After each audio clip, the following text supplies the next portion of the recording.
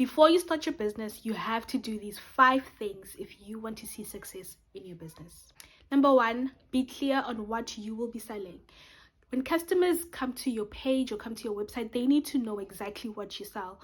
They should not get to your page and be confused. You need to be clear and you need to focus on a particular product or particular service so that customers know what they get when they come to your page. They know that you are the go-to for that particular product or that particular service. Why do you want to sell what you want to sell? Or why do you want to provide the service that you want to provide? Because you need to have a mission. You need to have a reason behind why you are starting that business or why you are selling that particular product. Business is about offering solutions to problems that your customers have or problems that your audience have. So you need to know what problem you want to solve or what solution you are bringing that will solve a particular problem that your audience or your customers might have. Number 3, who will you sell it to? There are people out there who want or need the product or service that you want to offer. You need to be able to identify those people and define who they are, where do they live, what kind of things are they interested in, why do they want or need the product or service that you want to offer. Understanding your target audience will make it easier for you to sell to them. It will make it easier for you to establish or create products or services that specifically serve those people. So you need to understand your target audience. You need to understand the people who you are or will be selling to. Number 4, where are you going to sell your product or service? So you can either sell in a physical store or a physical location, or you can sell online. Having a physical location is okay and it still works. However, you need to take into account all the costs that go into having, whether it's a store or an office where people can come and consult or visit you. You need to know how much it's going to cost. How much does rent cost? What other costs? Costs of furnishing the place, costs of ensuring that space. Because if anything, we've seen in South Africa particularly, because of riots and strikes and all that, you've seen how people can really damage property and damage people's businesses without even knowing you. So you need to make sure that your space is insured. You need to make sure that you can afford to deal with situations like that. You can afford to cover situations like that. And we've had COVID as well, with many businesses had to close down. They had to close their doors. But those that had reserves, those that had money, or those that were able to access money to keep paying their rent, or those that are able to make arrangements with their landlords, were able to keep their stores open. But a lot of businesses had to close down because rent is expensive, especially when you are not making money, especially when you are dependent on the sales that are coming from your physical store, sales coming from people actually visiting your store or visiting whatever business it is that you have. So you need to make sure that you can afford to maintain that store, that physical store. One option that I personally advocate for is selling online, because you don't have to be paying rent. You don't have to be paying the cost of setting up a store or setting up a location. You are creating a website, you create social media accounts, you run ads. The only expenses that you would need to worry about are the cost of keeping your store open, your monthly subscriptions, the cost of running your ads. Literally, that is it, apart from obviously your merchandise and all that. But in terms of your the platform that you are using to sell your products, selling it online is cheaper than selling in a physical store. So you can consider that. And if you are going to be selling online, you need to figure out which platform is best for your business. I recommend Shopify, because for e-commerce businesses it is the best.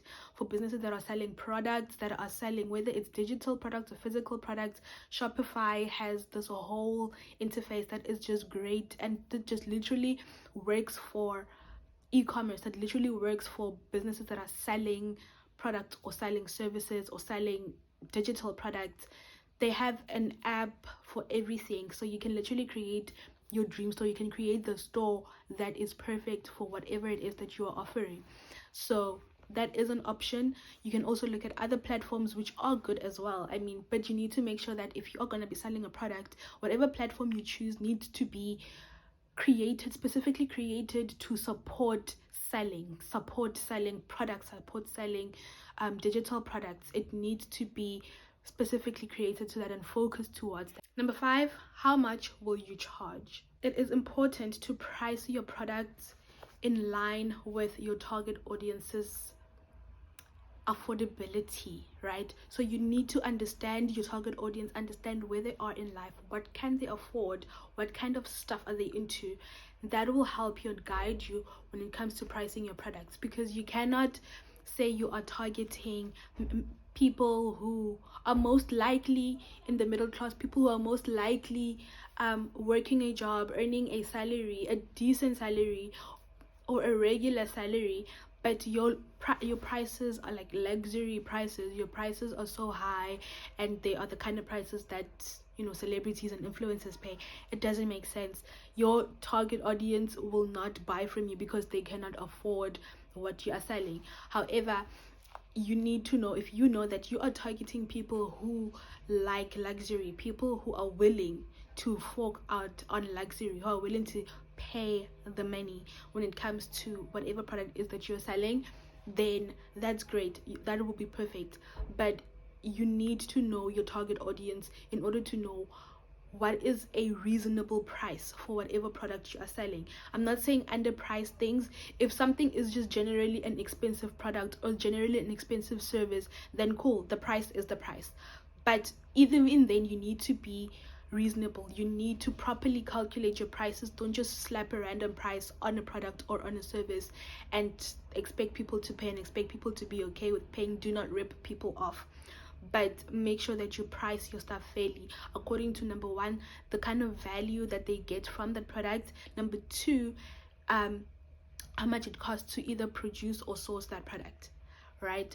Now, when you are pricing your product, you need to make sure that you account for everything that goes into you selling that product. So how much it costs to either create it or source it, how much it costs to package that thing, how much it costs to the labor that goes into, if you are creating it or making it, you need to price in that labor, right? Because at some point you will have other people making it for you or working in your business and making the product, and you will need to pay them. So you need to start accounting for that cost right now, and that cost for now will be obviously towards paying you if you are the one making the product. If you are not making the product, then you will need to take, you know, the cost of how much you bought the product for, and other costs like shipping it or import costs from taking it from, if you bought it from China, how much it costs to get it from China to bring it to South Africa and all that stuff. So you need to account for every single cost that goes into you selling your product or your service.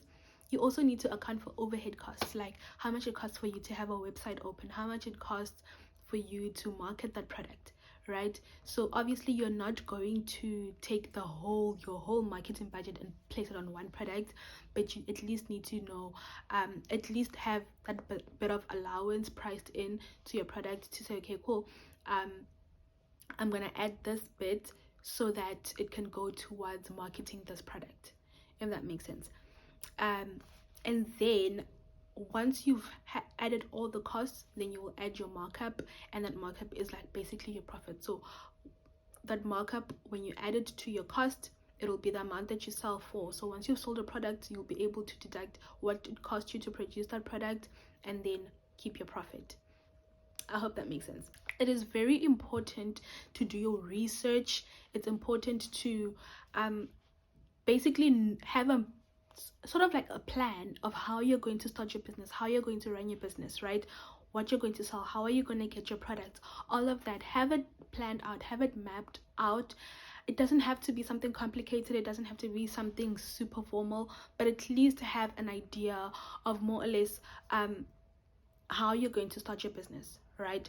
Have a roadmap that you will follow to help you start your business, so that you do things right, so that you do things properly. It'll also make it easier for you to track your mistakes or shortfalls, so you can improve on, you know, as you go along, improve on the way you do things, improve on the way you're getting stuff. Sometimes you might think that something is a good idea until you put it down on paper and realize that actually it's not going to work, or you need to do it in a different way, right? So do your research, do a little bit of planning before you start, but do not let that stop you from starting.